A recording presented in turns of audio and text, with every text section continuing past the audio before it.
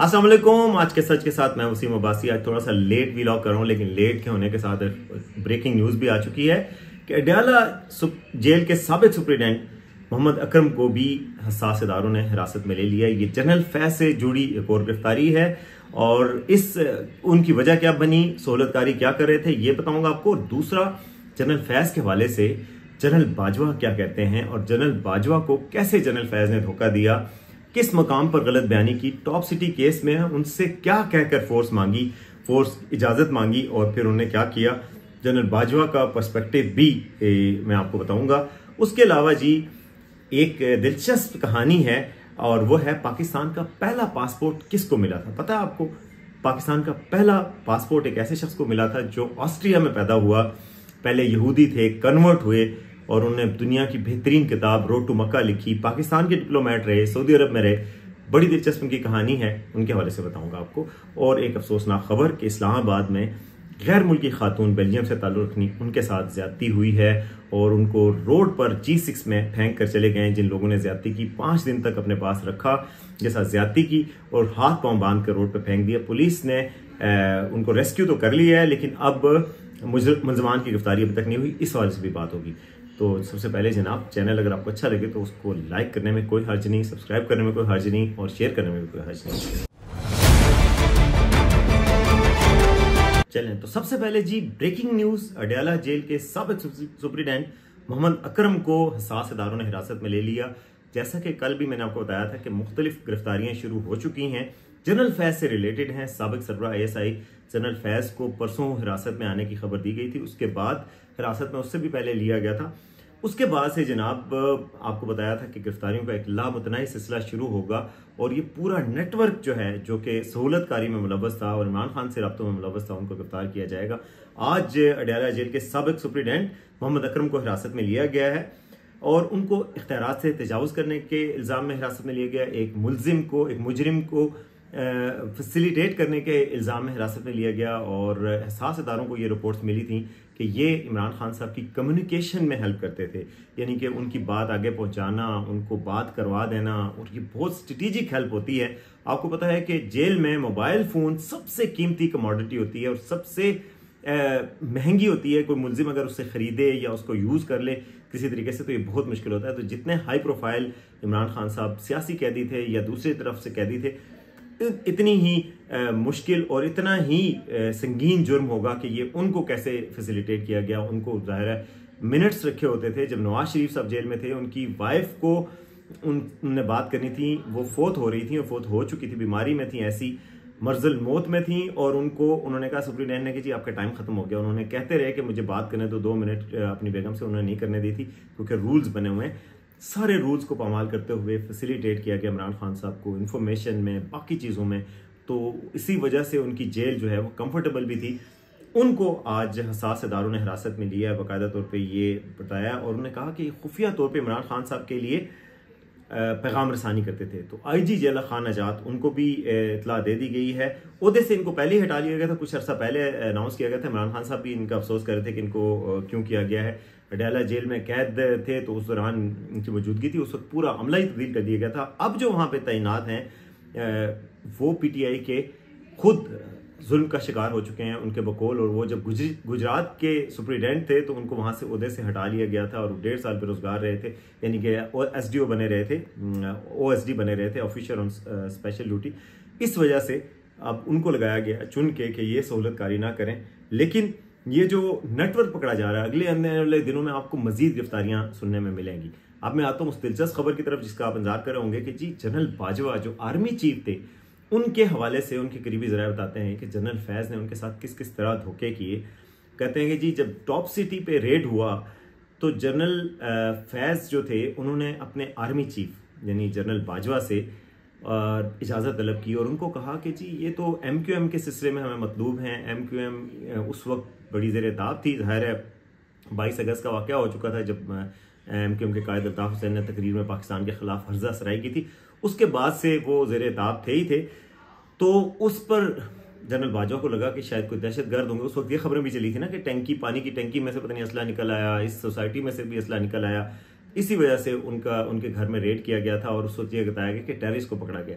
लेकिन आर्मी की अपनी इंटेलिजेंस ने रिपोर्ट दी अपने आर्मी चीफ को, जनरल बाजवा को, कि जी ये रेड जो है वो करप्शन से रिलेटेड है, ये इनकी हाउसिंग सोसाइटी हथियाने के से रिलेटेड है, इसका कोई ताल्लुक उस दहशतगर्दी से नहीं है जो MKM से रिलेटेड है।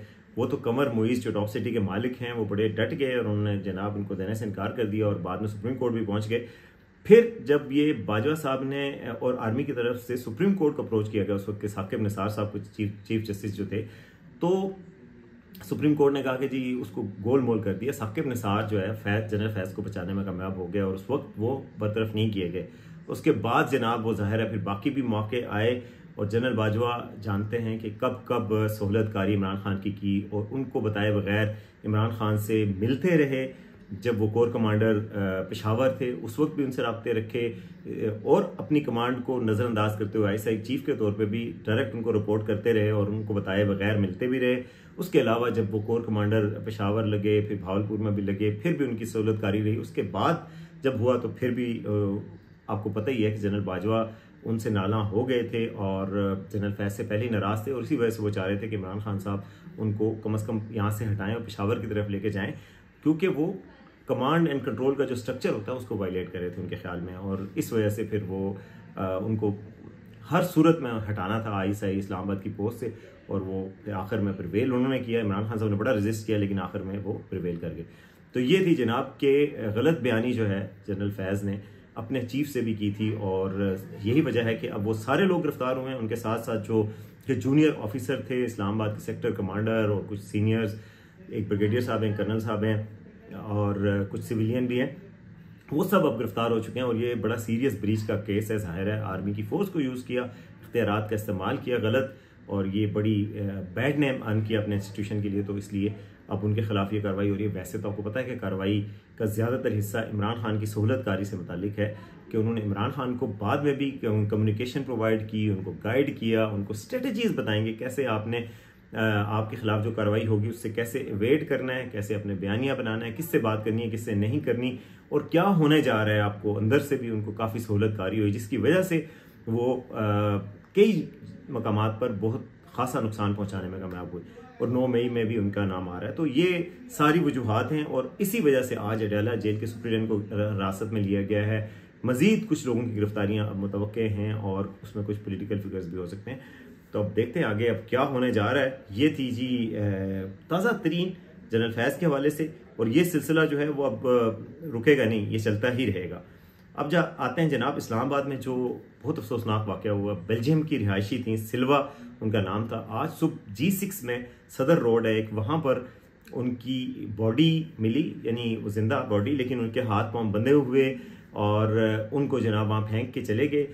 बाद में पता चला वो बड़ी घबराई हुई। वो टीवी पे भी थोड़ा सा लोगों ने बात की, कुछ रिपोर्टर्स ने जाके उनसे, हालांकि वैसे ऐसे सूरत हाल में बात नहीं करनी चाहिए विक्टिम से, मगर पुलिस ने शायद एक्सेस दी, उन्होंने बात की, बात भी टूटी फूटी थी। उसमें उन्होंने बताया जनाब के उनको कुछ पाकिस्तानी, वो बेल्जियम से कुछ अर्सा पहले पाकिस्तान आई थी, कुछ 5-6 लोगों ने उनको पकड़ लिया, उनको रखा, जिनसी ज्यादती की उनके साथ, 5 दिन तक जिनसी ज्यादती की। उसके बाद उनको फेंक कर चले गए। जब उनकी हालत ख़राब हुई तो उनको फेंक कर चले गए। पुलिस ने उनको पकड़ा और मेडिकल करवाया है पॉलीक्लिनिक हॉस्पिटल में। पुलिस अब उनको रेस्क्यू कर चुकी है और मुलजमान की गिरफ्तारी के लिए कोशिश हो रही है। लेकिन ये बहुत अफसोसनाक वाक़या है। देखें आप, पाकिस्तान में, पाकिस्तान का यौम आज़ादी है, हम इंडिया को कहते रहते हैं कि जी इंडिया में जराइम बहुत होते हैं। गोवा में भी एक स्पेनिश खातून के साथ हुआ था और बहुत इंडिया में उनकी बदनामी हुई थी कि टूरिस्ट स्पॉट पे ये होता है, इंडिया में जाना ही नहीं चाहिए। और पाकिस्तान की बड़ी उसी खातून ने बड़ी इज्जत की थी। अब अगर ये वाक़यात होंगे, अभी तफ्तीश होनी है, मजीद कई पहलू निकल सकते हैं। पुलिस के जो ज़राए से हमारी बात हुई है तो उन्होंने कहा कि अभी तक हम सारी वेरासिटी चेक कर रहे हैं, अभी हमें पक्का पता नहीं, कोई लेन देन का मामला भी हो सकता है, कुछ और भी हो सकता है। जाहिर है सब चीज़ें ओपन टू इंटरप्रिटेशन है, तो वो सब तफ्तीश में होगा। लेकिन अगर है तो इनको ऐसी सज़ा मिलनी चाहिए, इबरतनाक सज़ा, कि इन्होंने पाकिस्तान का नाम भी बदनाम किया। ना सिर्फ एक घिनौना जुर्म किया रेप जैसा, बल्कि पाकिस्तान का नाम बदनाम किया। और 14 अगस्त के दिन ये पाकिस्तानी खबर आउट होगी। हम जो शाइनिंग पाकिस्तान, हम जो ब्यूटीफुल पाकिस्तान का इमेज दुनिया को बेचना चाह रहे हैं और जायज़ बेचना चाह रहे हैं कि आप इतनी खूबसूरत वादियों की सरजमीन है जिसमें हर चीज़ है, इतनी डाइवर्सिटी है, जंगलात भी हैं, पहाड़ भी हैं, सहरा भी हैं, दरिया भी हैं, समंदर भी है, बीचेस भी हैं। इस खूबसूरत मुल्क का इमेज हम ठीक करना चाहते हैं। तो ये जो भेड़िए थे इन्होंने उसका इमेज ख़राब किया। इनको करारे वाकई इतनी सज़ा दी जाए कि ये पाकिस्तान के मुजरिम हैं, ये सिर्फ उस खातून के मुजरिम नहीं है। काफ़ी जुर्म था ये उस खातून के साथ ज्यादती, लेकिन उन्होंने पाकिस्तान के साथ भी ज्यादती की और 14 अगस्त को ये वाक़या सामने आया। इसकी तफ्तीश होनी चाहिए और उनको बहुत सख्त सजा मिलनी चाहिए, उनको किसी जगह से भी उनको कोई रियायत नहीं मिलनी चाहिए। अब आता हूँ जी, एक पाकिस्तान के यौम आज़ादी की मुनासबत से एक बड़ी दिलचस्प खबर है, हमारे कुलीग डॉक्टर आसिफ कश्मीरी ने की है मदीना से, और वो कहानी बड़ी दिलचस्प है। तो मैंने उनसे रिक्वेस्ट की थी कि ये हमें बताइएगा। एक शख्स है जी, पाकिस्तान का पहला पासपोर्ट, पूरे पाकिस्तान में आज पासपोर्ट का इशू भी बना हुआ है, कल मैंने आपको खबर भी सुनाई थी कि हर शहर से पासपोर्ट अब मिला करेगा। जो पहला पासपोर्ट किसी शख्स को मिला है, वो शख्स पाकिस्तान में नहीं पैदा हुआ, बल्कि पूरे सब कॉन्टिनेंट में नहीं पैदा हुआ। वो जनाब ऑस्ट्रिया में पैदा हुए थे। 2 जुलाई 1900 यानी 1900 पूरे जो सेंचुरी थी उसमें वो पैदा हुए जी। उनका नाम था लियोपोल्ड वेस और वो ज्यूज थे बाय बर्थ, यानी यहूदी थे। उन्होंने इब्तदाई तालीम के दौरान इब्रानी ज़बान, जो जिसमें ज्यूज के रिलीजियस स्क्रिप्चर्स हैं, सारा मजहबी उनकी तालीमात इब्रानी ज़बान में होती हैं, वो पढ़ी। फिर उसके बाद अरबी ज़बान सीखी और वियना यूनिवर्सिटी से फ़लसफ़ा और आर्ट पढ़ा, बड़े लर्निड आदमी बन गए। फिर उसके बाद वो गए फ़िलिस्तीन, वहाँ पर उन्हें इस्लाम को करीब से देखने का मौका मिला। पहले मगरबी फ़लसफ़ा देखा था, मशरिक़ वस्ता में उन्होंने इस्लाम को करीब से देखा। उस वक्त फ़िलिस्तीन अभी आज़ाद था, यानी 1922 में। फिर उन्हें अरब दुनिया का मुशाहिदा किया और फिर इस्लाम की सादगी, रूहानी पहलू और इंसानियत के हवाले से जो इस्लाम की तालीमात उनसे मुतासर होकर वो मुसलमान हो गए। 1926 में उन्हें इस्लाम कबूल किया और उनका नाम मोहम्मद असद रखा गया। अब फिर इन्होंने जनाब सऊदी अरब के लिए आज़म सफ़र हुए। इनकी मशहूर किताब जो पूरी दुनिया में मशहूर है, अब ये आपके लिए बड़ी फ़ख्र की बात होगी कि ये किताब पाकिस्तानी एक शख्स ने लिखी है। ये बाद में चूँकि पाकिस्तानी शायरी बने, और इनकी किताब है रोड टू मक्का। उन्होंने मक्के की तरफ अपने सफ़र के एक खूबसूरत अंदाज में, इमोशनल अंदाज में बयान किया और उसको एक दास्तान बनाया, एक ऐसी चीज़ जो अट्रैक्ट करती है लोगों को। हज के सफ़र के हवाले से, इस्लाम के हवाले से पूरी चीज़ें उसमें बयान की हैं, और भी तसानीफ़ की हैं, लेकिन ये चीज़ भी उन्होंने लिखी थी। अच्छा, ये सऊदी अरब चले गए जी फ़िलिस्तीन से, और उसके बाद सऊदी अरब में शाह अब्दुल अजीज़ के साथ ये काफ़ी वक्त गुजारा। इस्लाम के हवाले से तहकीक की, इस्लामी उसूलों पर तहकीक की, इस्लामी माशरत, अदालती निज़ाम, अरब सकाफ़त के बारे में गहरी मालूमात हासिल की। फिर जनाब ये आए हमारे शायर मशरिक, अल्लाह उनको गरीक रहमत करे, अल्लामा मोहम्मद इकबाल रहमतुल्लाह अलैह। उनके पास है बरसगीर में 1932 में, उनसे मुलाकात हुई, उनसे उनकी दोस्ती हो गई जी। इस्लामी फ़लसफ़े में बात हुई।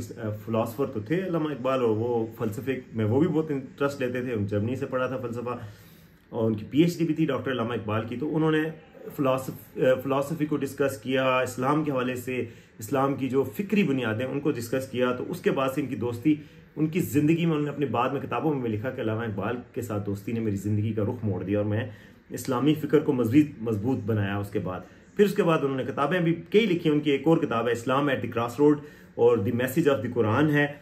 और इस्लाम एट द क्रॉस रोड में उन्होंने मगरबी तहजीब के चैलेंजेस का तजिया किया कि चैलेंजेस क्या आ रहे हैं मुसलमानों को, उनके लिए क्या करना चाहिए। शायद इकबाल जो मगरब के हवाले से कहते थे ना कि तुम्हारी तहजीब अपने खंजर से आप ही खुदकुशी करेगी, जो शाख नाजुक पे आशियाना बनेगा ना पायदार होगा। ये भी शायद इनके साथ मुलाकातों के बाद का असर हुआ कि वो मगरबी तहजीब के हवाले से इकबाल और इनके ख्यालात फिर एक हो गए। पाकिस्तान जब बना, पाकिस्तान बनने के बाद मोहम्मद असद ने हुकूमत पाकिस्तान में मुख्तलिफ ओहदों पर काम किया, डिप्लोमेट बन गए। वजारत खारजा के डायरेक्टर ऑफ इस्लामिक रिकन्स्ट्रक्शन के तौर पर 1947 में तैनात हुए। इस्लामी कानून साजी में उनकी बड़ी रहनुमाई है, हमारी करारदाद मकासद और बाकी चीज़ों में। और पाकिस्तान की खारजा पॉलिसी में इस्लामी नज़रियात के नफाज के लिए काम किया। पंजाब यूनिवर्सिटी में भी लेक्चरशिप करते रहे। पासपोर्ट पहला 1952 में वज़ीर आज़म लियाकत अली खान ने उनको पहला पासपोर्ट दिया। पासपोर्ट अक़वाम मुत्तहिदा में पाकिस्तान के पहले मुस्तकिल नुमाइंदे के तौर पर भी काम उन्होंने किया। देखें यार, UN रिप्रेजेंटेटिव फॉर पाकिस्तान वो बने, और पहले नुमाइंदे के तौर पर खिदमात में अंजाम देने के लिए उनको पासपोर्ट दिया गया। पहले पासपोर्ट की बड़ी दिलचस्प कहानी है। मामला उस वक्त ज़ेर बहस है जब पाकिस्तान के वज़ीर आज़म लियाकत अली खान ने उन्हें मशरिक़ वस्ता के अहम सफ़र पर रवाना किया। इस बात को अल्लामा असद ने अपनी ज़िंदगी की दास्तान है ख़ुद नविश्त सवा उमरी में लिखा है। उर्दू में वो किताब है, मोहम्मद असद बंदा सहराई। उन्होंने कहा कि चंद रोज़ बाद वज़ीर आज़म ने तजवीज़ किया कि मुझे जितनी जल्दी मुमकिन हो सके मशरिक़ वस्ता का सरकारी दौरा करना चाहिए और मुसलमान मालिक मुश्तरका तंजीम के बारे में हर मुल्क के अमल का जायज़ा लेना चाहिए। OIC की बात हो रही है। यह तजवीज़ सुनकर मेरा चेहरा खुशी से तमतमा उठा। मुझे याद नहीं ज़िंदगी में मुझे कभी इतनी खुशी नसीब हुई हो। ये पाकिस्तान ने इनिशिएट किया था कि मुसलमान मुल्कों की अपनी तंजीमों, जैसे कि अक़वाम मुत्तहिदा, इस तरह इस पाकिस्तान ने मुसलमान दुनिया के लिए बड़ी खिदमात भी दी हैं। हर मुश्किल वक्त में पूरी उम्मा के साथ रहे। बोस्निया हो, फ़लस्तीन का मसला हो, अरब इसराइल जंग हो, इसलिए कुफर के दिल में ये खटकता है। और ऐसे पाकिस्तान के दुश्मनों और इस्लाम के दुश्मनों के दिल में भी पाकिस्तान एक कांटे की तरह खटकता है। इस वजह से भी हमें इससे और ज़्यादा मोहब्बत होती है। तो खैर पाकिस्तान की ये तजवीज़ सुन के ये बड़ी इनको खुशी हुई। जनाब मोहम्मद असद साहब को इन्होंने पासपोर्ट अफसर के पास गए, सबसे पहले उन्होंने कहा कि पासपोर्ट अफसर के पास गए, उसके कहा पासपोर्ट बना दो, और पासपोर्ट अफसर ने पूछा कि इस पर कौन सी कौमियत लिखूं। मैंने उसे हैरत से देखते हुए जवाब दिया पाकिस्तान, और कौन सी? लेकिन सर अभी तक पाकिस्तानी कौमियत नाम की कोई चीज़ मारज़ वजूद में नहीं आई। शरीयत का एक बिल कौमी असम्बली में ज़ेर बहस है और इसके मंजूर होने में महीनों गुजर जाएंगे। इस असना में बरतानिया से गैर रस्मी मामला तय पा गया है कि जी जिसके मुताबिक पुराने पासपोर्ट पर बरतानवी शहरी लिखने का इख्तियार दिया गया, यानी कि जो पाकिस्तानी हैं उनका पासपोर्ट अगर पुराना है तो उस पर बरतानवी सिटीजन ही लिख दो। बरतानिया ने आर्थिक तौर पर अरेंजमेंट की थी, उस वक्त बहुत कम लोगों को बाहर जाने की जरूरत होती है, बहुत कम लोगों को पासपोर्ट की जरूरत होती थी, लेकिन कुछ पाकिस्तानी ज़ाहिर है जो कायदे आज़म सफ़र करते थे, अल्लामा इकबाल करते थे, तो कुछ तो पासपोर्ट डॉक्यूमेंट था ना, वो बरतानिया का डॉक्यूमेंट होता था पहले। बरतानिया ने कहा पाकिस्तान बन भी गया तो कुछ अर्सा आप बरतानवी शहरियत रख सकते हैं। बहुत अरसा तक तो पाकिस्तानी बगैर वीज़ा के बरतानिया जा सकते थे, लेकिन मौलाना असद साहब ने कहा कि नहीं, मैं कभी बरतानिया में रहा नहीं, ना मैं हूँ, मैं क्यों बरतानिया का शहरी बनूँ। और उन्होंने कहा कि मुझे शहरियत की कोई ज़रूरत नहीं, मेरे पासपोर्ट पे लिखिए पाकिस्तानी शहरी। पासपोर्ट अफसर ने कहा भाई मैं ये नहीं कर सकता, ये गैर कानूनी बात है, क्या मैं आपके पासपोर्ट पे ऑस्ट्रियन शहरियत लिख सकता हूँ? मैंने कहा ये तो और ज़्यादा इम्काना हरकत होगी, मैं हुकूमत पाकिस्तान के सरकारी नुमाइंदे की हैसियत से दौरे पे जा रहा हूँ, अगर मेरे पास किसी दूसरे मुल्क का पासपोर्ट होगा तो देखने वाला क्या समझेगा। सच्ची बात भी है। फिर ये मसला कई रोज़ ज़ेर बहस रहा और मैं इनकी बातें सुनकर तंग आ गया। बिलाखिर मैंने वज़ीर आज़म के ज़ाती मावन को फ़ोन किया और उनसे अर्ज़ किया बराए मेहरबानी वज़ीर आज़म से मेरी फौरी मुलाकात करवा दीजिए। कुछ देर बाद वो लियाकत अली खान के दफ्तर में पहुंचे और अपनी मुश्किल से उनका आगाह किया, यानी कि मैं इस मुश्किल में फंसा हूँ। उन्होंने लियाकत अली खान जो प्राइम मिनिस्टर थे हमारे, उन्होंने जनाब फ़ौरन सेक्रेटरी को बुलाया, उसे कहा पासपोर्ट अफसर को बुलाएं, और जो ही वो कमरे में दाखिल हुआ वज़ीर आज़म ने जल्दी पासपोर्ट बनाने का हुक्म दिया और साथ ये भी कहा कि इस पर पाकिस्तानी शहरी की मोहर ज़ब्त करें। इस तरह मुझे पहला पाकिस्तानी पासपोर्ट हासिल होने का एजाज़ हुआ जिस पर पाकिस्तानी शहरी लिखा गया था। तो ये जी एक बड़ी दिलचस्प कहानी थी कि पाकिस्तान में कैसे कैसे हीरे थे, कैसे कैसे लोग थे, ऐसे ऐसे बड़े आथर, और पाकिस्तान का शहरी होने पर उन्हें कितना फ़ख्र था। आज हम अपने पाकिस्तानी शहरियत पे क्वेश्चन करते हैं, तो हमें ये सोचना चाहिए कि मुल्क कितनी बड़ी उम्मीद है हम सब के लिए, कितनी बड़ी पहचान है हम सब के लिए। तो पाकिस्तान जिंदाबाद, जहाँ रहिए खुश रहिए। उम्मीद है आपको